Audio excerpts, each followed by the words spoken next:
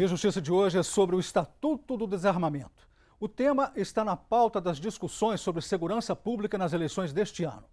Nossos convidados, o juiz Eduardo Gomes Reis, presidente das turmas recursais de Belo Horizonte e região metropolitana, e o advogado Sérgio Bittencourt, especialista em direito armamentista. Numa parceria da TV Assembleia com a AMAGES, Associação dos Magistrados Mineiros, o Via Justiça está começando.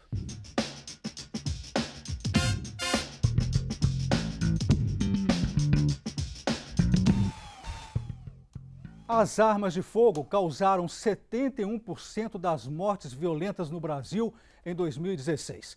A informação é do Atlas da Violência 2018, elaborado pelo Instituto de Pesquisa Econômica Aplicada, o IPEA, e pelo Fórum Brasileiro de Segurança Pública, com base em dados do Ministério da Saúde. Doutor Eduardo, doutor Sérgio, como ver esta realidade em face do Estatuto do Desarmamento? O Estatuto, em relação ao combate a essa violência, né, que todo mundo mostra, todo mundo traz no Brasil inteiro, no mundo inteiro, ele tem se mostrado pouco eficiente. Tanto é que ele está em vigor aí há muito tempo e os índices de criminalidade estão aumentando. Então, não é só pelo Estatuto de Desarmamento que nós vamos reduzir esse número de 70 mil, né? Não vai acontecer isso. É uma série de necessidades adicionais que têm que ser avaliadas, apreciadas e aplicadas efetivamente. 71% das mortes violentas. É, 71% dessas mortes. Doutor Sérgio, então, mesma pergunta para o senhor. Certo. Como bem disse o doutor Eduardo, o Estatuto do Desarmamento ele se mostrou hoje como ineficaz no combate a esse tipo de aumento da criminalidade, esse aumento de mortes. Então, na verdade, esses dados que são também apresentados ali, a gente também tem que analisá-los também sob uma ótica que é a ótica de onde advém essas informações. Em que pese serem institutos respeitados, atualmente nós não temos, de fato, dados precisos com relação a essa que seria essa crescente criminalidade. Então, há controvérsias, há outros institutos que apresentam dados de formas diversas disso. Então, não o que eu quero chamar a atenção, que esses dados ali, eles não são dados que são tidos como dados irrefutáveis. Cada pesquisa, cada levantamento, a gente tem que levar também em consideração qual o viés político que está por trás disso tudo. E a gente sabe que durante algum tempo, recentemente, a política governamental era exatamente no sentido de combater o acesso de armas a cidadão de bens. Então, eu chamo a atenção nesse aspecto também, já em relação à pesquisa, porque não quer dizer que esses dados sejam os dados realmente confiáveis. Mas, no geral, entre todos, está crescendo ou não? Não, a crescente, sim. Isso aí é incontestável. Eles concordam, então? Isso. Com esse ponto. E tem um pequeno detalhe também. Nós temos alguns indícios e algumas manifestações e estudos, inclusive, que nos estados onde há mais a cultura da arma, também há indício de redução da criminalidade. Não só no Brasil, como no exterior. Então, é bem o que o doutor Sérgio falou, né? A gente fica num mar de pesquisas daqui e pesquisas de lá.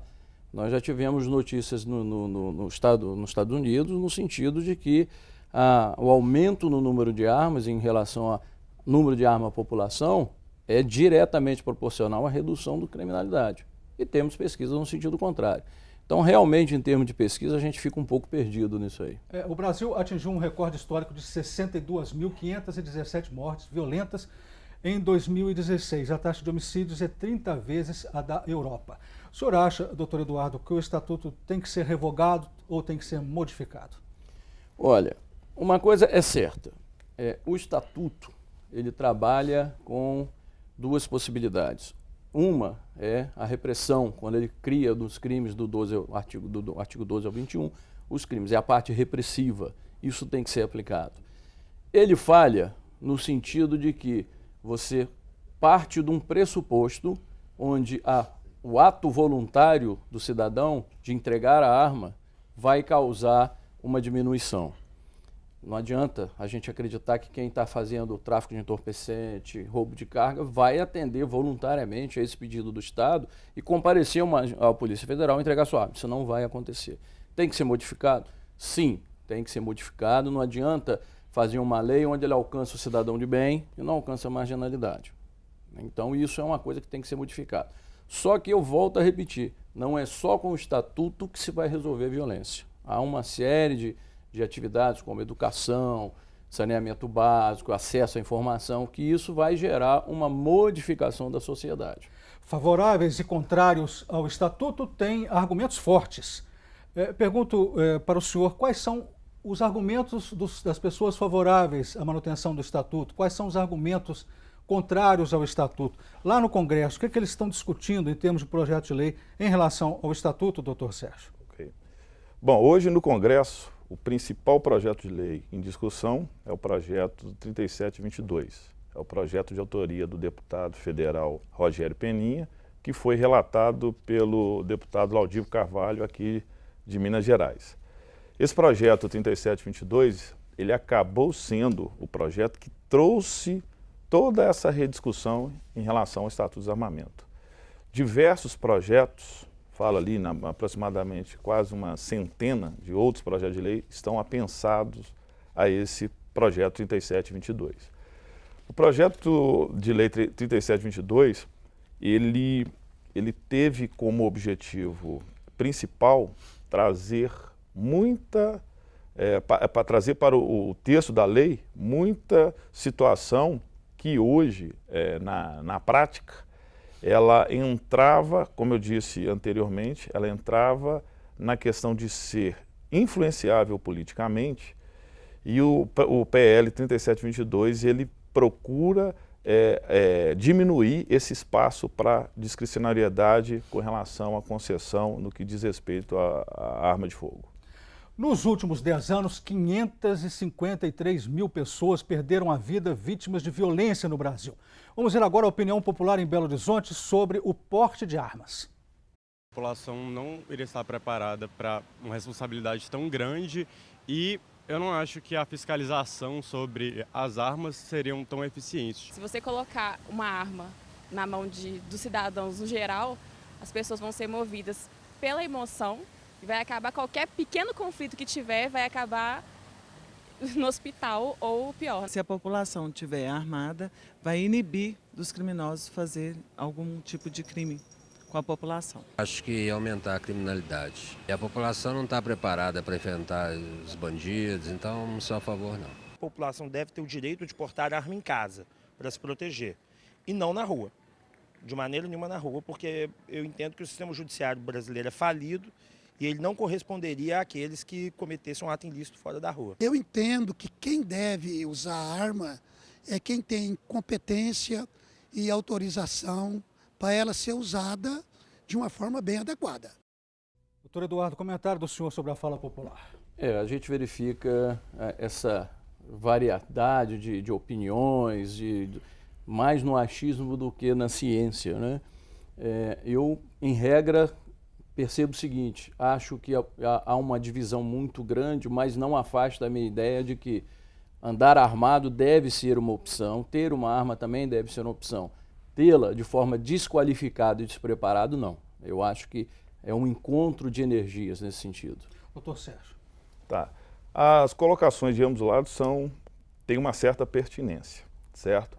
Mas o que acontece, de fato, é que muitas das vezes essas informações que as pessoas têm, elas não sabem aprofundadamente o que realmente está por trás. O que acontece? A questão de ter uma arma de fogo, portar ou não ter em casa, ninguém que é favorável a esse direito, ninguém defende isso como uma situação que seja imposta às pessoas. Todo mundo que defende o uso da arma, ele defende o uso com segurança. Segurança do ponto de vista de capacidade técnica, capacidade psicológica e atender todos os requisitos legais. O Via Justiça faz agora um rápido intervalo e voltamos em instantes.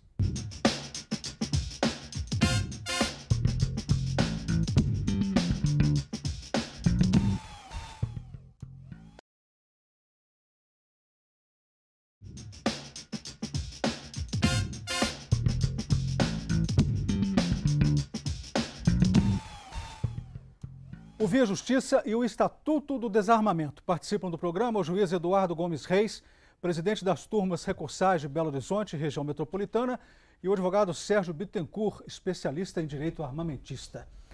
Doutor Eduardo, quais são os termos do Estatuto em relação à proibição do porte de armas de fogo? O porte de arma de fogo hoje, ele ficou basicamente restrito às autoridades públicas, forças policiais, o Exército, Marinha, Aeronáutica, né, as forças auxiliares, Polícia Militar, Corpo de Bombeiro. Ele é bem limitado. Juízes, promotores, e são aquelas classes que efetivamente usam a arma, né? E aqueles que provarem efetivamente, ou vamos dizer o cidadão que não trabalha na área pública, né, condições técnicas, psicológicas e habilidade no lidar com a arma. Só que é muito difícil conseguir um porte de arma. O porte hoje é uma coisa quase que impossível. Salvo alguém que trabalhe, por exemplo, com transporte de valores, diretores de empresa, conseguem. Agora, um advogado, por exemplo, um comerciante, dificilmente ele vai conseguir. O indeferimento de porte é uma coisa sistêmica, não tem modificado isso. Doutor Sérgio, qual o tipo de arma que o cidadão pode ter? Qual que ele não pode ter? Hoje nós temos dois sistemas. Temos um sistema, que é o controlado pelo Exército e um sistema que é controlado pela Polícia Federal. A diferença entre os dois sistemas é que um basicamente regula as armas de uso permitido e o do Exército que regula o de uso restrito. O cidadão comum, cidadão de bem, que quer defender a sua família, para ter uma arma para a condição de defesa, ele deve solicitar junto à Polícia Federal.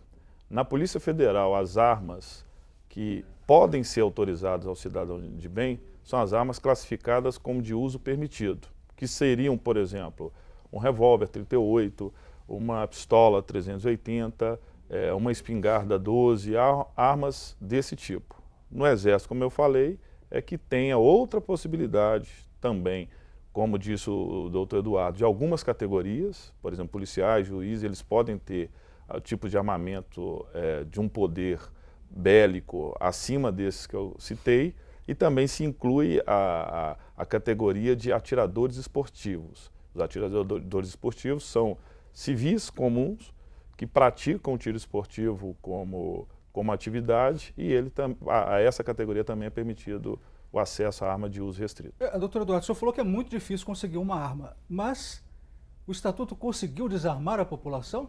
Não é isso que a gente está vendo no resultado da... É o que eu falei no bloco anterior. Desarmar o cidadão de bem, o pai de família, o comerciante, consegue. Porque há aquela sensação de civismo, eu não posso ter arma, eu vou lá e entrego a minha arma. Agora, não vamos sonhar que um traficante, um assaltante de carga, alguém que esteja à margem da lei, vá cumprir essa lei voluntariamente. Essa parte não alcançou e não vai alcançar. Nós temos aí o Rio de Janeiro para provar isso. Por mais que se reprime, por mais que se proíba, por mais que se queira endurecer o estatuto, eu não vi ninguém descendo das comunidades para entregar sua arma. Isso não vai acontecer nunca. Então, é uma legislação que ela está alcançando mais a população de bem do que o próprio problema da violência. Eu posso afirmar para o senhor, com muita cautela, muita tranquilidade, que durante muitos anos que eu fui juiz criminal no interior, eu nunca tive um só processo, talvez algum colega tenha, eu estou falando por mim, que tenha sido feito algum crime, praticado algum crime com uma arma sem registro. Desculpe, uma arma com registro. Todos, 100% dos meus processos eram armas chamadas armas frias, armas sem registro. Doutor Sérgio, se o Estatuto não conseguiu conter a violência, por esses fatores, né, que foram elencados, isso significa que ele seria, então, uma letra morta da lei, ou seja, ineficaz? Com certeza.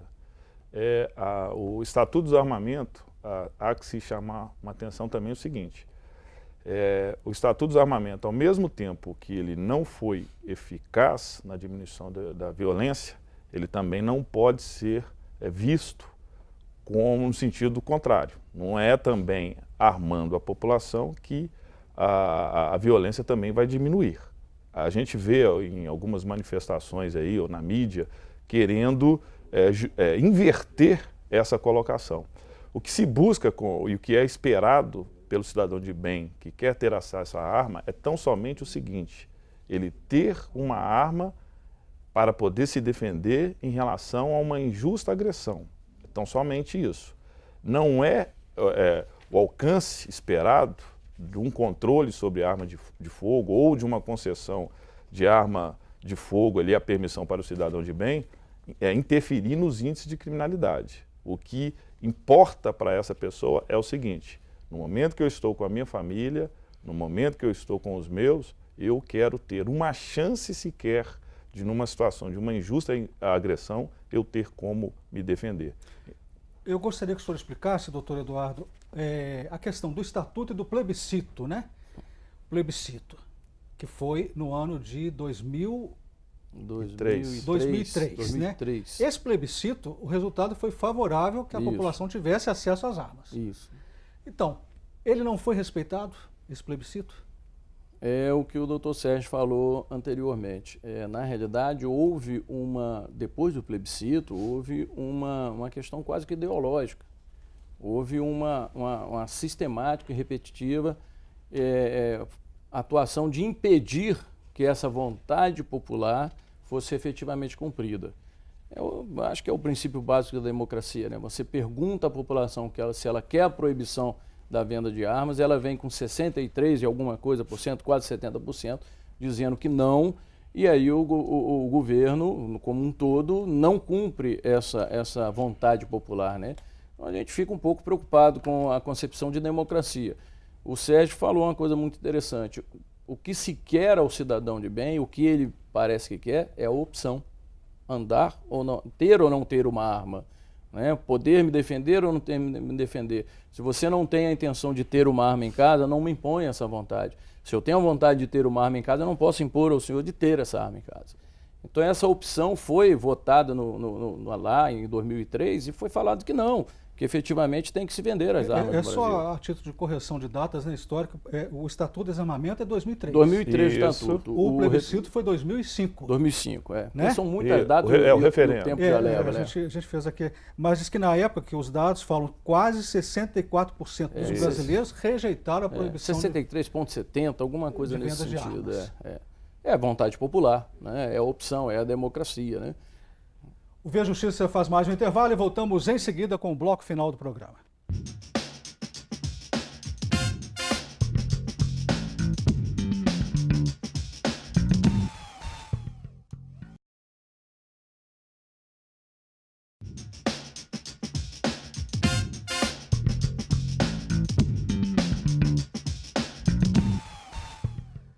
Estamos de volta ao Via Justiça, falando hoje sobre o Estatuto do Desarmamento, pauta das discussões sobre segurança pública nas eleições deste ano. Participando do programa, o juiz Eduardo Gomes Reis, presidente das turmas recursais de Belo Horizonte, região metropolitana, e o advogado Sérgio Bittencourt, especialista em direito armamentista. Antes, uma correção, nós falamos plebiscito de 2005, na realidade foi um referendo.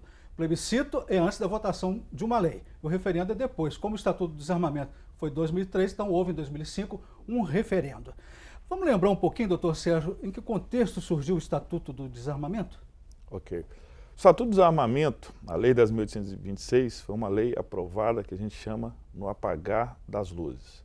Foi uma lei aprovada no dia 23 de dezembro, tá, daquele ano, no qual o Congresso, naquele momento, estava já bem esvaziado e assim surgiu o Estatuto do Desarmamento em plena época em que nós tivemos ali, depois confirmado pela Justiça, várias leis que foram aprovadas sobre o mensalão. Então há, inclusive, uma forte suspeita ali de que o Estatuto do Desarmamento tenha sido uma das várias leis aprovadas dessa forma. Então o Estatuto ele veio em 2003, muito com viés ideológico. A posição e a expectativa do governo era que, no referendo, a população iria rejeitar esse acesso às armas. Houve toda uma campanha de mídia, propaganda forte naquela época. Então nós vimos ali, naquele período, eram atores globais, os principais ali. Então era uma campanha com o governo, a campanha da mídia, dos principais veículos de comunicação do país ali apoiando fortemente. Do outro lado, uma campanha modesta, quando foi a defesa para ser mantido o direito de acesso às armas. Então nós tivemos assim, foi na verdade uma briga do Davi e Golias. Tá? De um lado o Golias, que seria no sentido contrário, e o Davi, que foi o que efetivamente... Mas falou-se na época que foi uma campanha da indústria das armas. Na verdade, é o seguinte, isso dali, como campanha da indústria das armas, o que nós vimos assim na prática? Hoje, no país, nós praticamente não temos uma diversidade de armas, nós temos ali de indústrias, melhor dizendo. E a questão, assim, em termo, era evidente na campanha, quando era veiculado na televisão, a própria produção cinematográfica isso aí foi para horário eleitoral, horário na televisão, propaganda igual quando tem nas eleições. Então era totalmente diferente o nível da produção de uma campanha em relação à outra. Então essa parte ali a gente refuta que houve sim um engajamento ali, formiguinha, alguns grupos que defendiam essa manutenção e foi abrindo os olhos da população. Mas no contexto da violência, o Estatuto naquela época resolveu, doutor? Não, o Estatuto não resolveu, nem vai resolver problemas de violência. O Estatuto, antes disso, do próprio projeto da 10.826, foi um atendimento que já vinha sendo pressionado o Brasil e outros países de uma resolução da ONU, onde se falava na exclusão total das armas. Mas é uma resolução da ONU que visava primeiro aqueles países de grande violência, de combate, de guerra, e transferiu isso para cá. E o interessante é que essa mesma resolução não foi solicitada em relação aos países desenvolvidos, né? Vamos dizer assim, que tem cultura de arma. Não foi pressionado os Estados Unidos contra isso, Portugal, etc. Não foi pressionado. Mas o Brasil abraçou isso até como uma forma ideológica, e achando que seria realmente o ovo de Colombo. O doutor Sérgio fala aqui a respeito da campanha. Eu me recordo que, inclusive, haviam estatísticas que falavam que a proibição ia passar com grande facilidade. E dias chegando no referendo, houve uma pesquisa divulgada mostrando que era exatamente o contrário. Então, a gente sabe que e eu volto aos Estados Unidos, né? Em termos de armamento, segurança pública, lá é uma ciência. Aqui tende a ser uma ideologia. Isso é muito ruim. É mais ou menos como, não estou criticando como certo e pleno. Você tem um estudo de um órgão ambiental e aí, de repente, se escuta uma manifestação. É lógico que a população tem que manifestar. Mas essas coisas que influenciam na segurança, educação, saúde, meio ambiente, essas coisas têm que ser feitas com base científica e não ideológica. Nós estamos chegando ao final do programa, nós vamos partir para as considerações finais. A visão do senhor, doutor Sérgio, a visão do senhor, doutor Eduardo, deve ser revogado ou deve ser modificado o Estatuto do Desarmamento? Em quê? O Estatuto ele deve ser modificado. Qualquer pessoa de bem, preocupado, ele defende que as armas tenham sim um efetivo controle, certo? Seja o controle do ponto de vista psicológico, de capacidade técnica, antecedentes criminais, isso tem que ter. Agora, o que não se pode ter é uma camada da população ficar refém, essa camada da população, ela se tornar presa em função de uma legislação que é ineficaz em relação aos bandidos. Como disse o doutor, os bandidos não vão entregar arma voluntariamente, e o Estado reduzir as chances de autodefesa dessa pessoa. Então, o Estatuto do Desarmamento ele tem que ser modificado no sentido de, primeiro, respeitar a vontade popular e, segundo, possibilitar, sim, ao cidadão de bem a possibilidade dele defender a sua família. Doutor Eduardo, as considerações finais do senhor. Eu concordo com o que o doutor Sérgio falou, não há uma liberalidade total para uma revogação do Estatuto do Desarmamento e com isso, inclusive, não achar que você vai comprar uma arma ali na esquina, vai tomar um café, opa, vou aproveitar e comprar uma arma. Não é assim que vai acontecer. A modificação é importante.